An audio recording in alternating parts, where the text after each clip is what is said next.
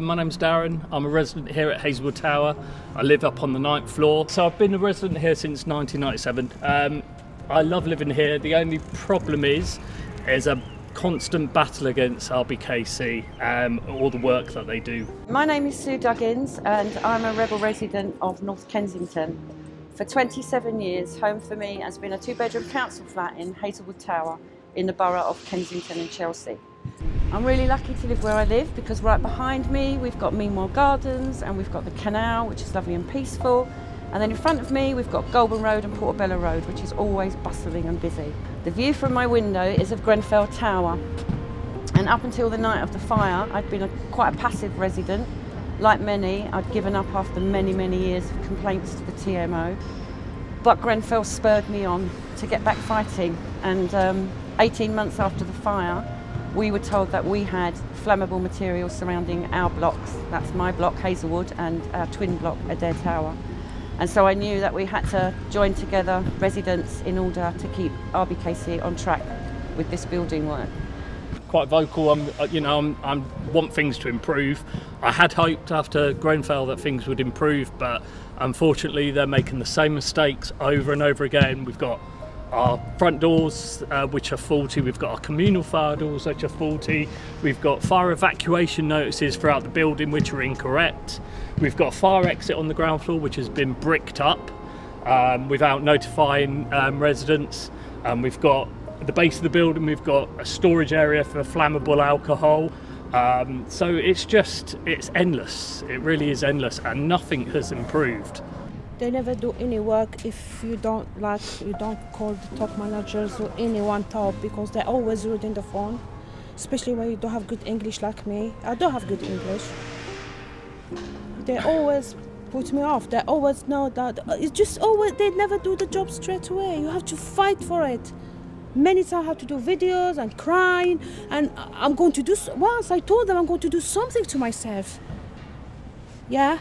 And my kid, they will blame me because I hurt myself because of what's going on inside my flat. They don't listen to us. They didn't learn nothing from Grenfell. Nothing. No. Nothing. Not a thing. As soon as we found out we were having our insulation replaced, I hand wrote notes to all the tenants in both blocks and urged them to join the meeting that the council were holding with the tenants. This was really well attended. From that meeting we organised a working group, and we agreed that we would try and attend as many meetings with the council as we could, including all their planning meetings, including we were invited to sit on the interviewing panel for the architects. So initially we were included in quite a lot of the decisions that were being made. That all fell apart. That no longer happens. We're not included anymore. We're now given choices. So we were told and promised that we would be included in the design of the new buildings, and we were actually just given a choice of 3 different colours and 3 different designs. That's not inclusion. So for almost a year I sat in weekly in the design meetings with RBKC, with the architects and with the contractors, and never was there any mention of the fact that our fire escape in the downstairs communal area of Hazelwood Tower would be blocked up. So it was very surprising to come home one day and find some residents really upset downstairs because the fire exit was being blocked up. We had no reason why. Every flat in the blocks, I think, have now got serious damp issues. We've been promised that these will be rectified when they put up the new insulation. We won't hold our breath.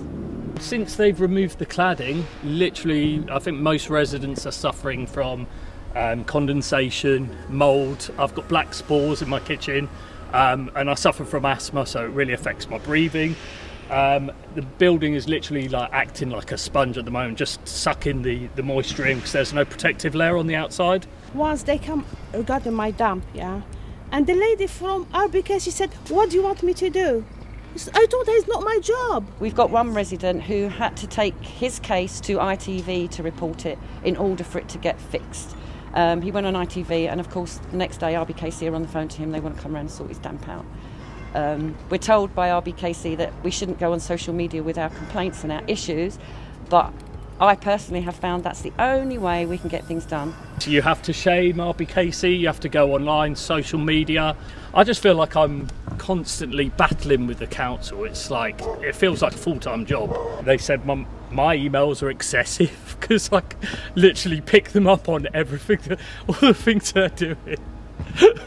And I'd rather they monitored their own performance and the things that they're doing wrong rather than myself. I think they're getting the whole focus wrong. I think they should be focusing on their own performance. Years ago I had Claire Williams visit me. I'm sure she was told to manage me as a problem resident because I pick them up on things that they're doing wrong. It just seems to be everything they touch, there's problems with it. They put in new communal fire doors and they're amazing, they're higher spec, but they open and close in the wind, and they make the most horrendous howling noise. It's like living in a horror movie.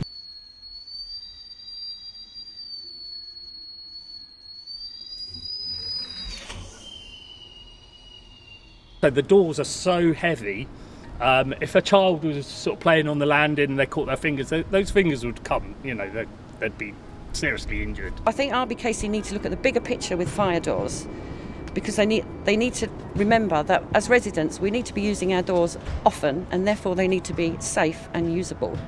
Is the fact that this building has had a lack of investment over many years. Managed decline. Managed decline, exactly. And what's happened is we're now having to face 2.5 years of work all done at one time. So it's really disruptive to neighbours, to residents. It's industrial drilling when they were putting in the lifts, which is so intense. And the lift keeps breaking down. Yeah. It's broken down about 16 times. It's been up and running since December, the middle of December. RBKC are often telling us, but you've got to be aware that we took on a backload of repairs from the TMO. Had RBKC been doing their job properly in the first place and scrutinising the TMO like they should have done, they wouldn't have a backlog of repairs and we wouldn't be living like this. I don't care if they listen to us. What I want to see is action. Yeah. Words are nothing. It's meaningless. You say you're listening to residents. You're clearly not listening to us. Clearly things haven't changed and clearly you need to sort things out. We are second-class citizens in their eyes. Subhuman, treated with contempt. The way they speak to you on the phone is awful. It's like you're a problem to them rather than, a concerned resident. We shouldn't have to fight for our basic needs. We shouldn't have to fight that our home is safe. And we have to fight all the time. It's continuous. And there are many residents that have given up the fight. Yeah. Don't blame them, it's exhausting. But we have to do it. We have to unite and we have to do it.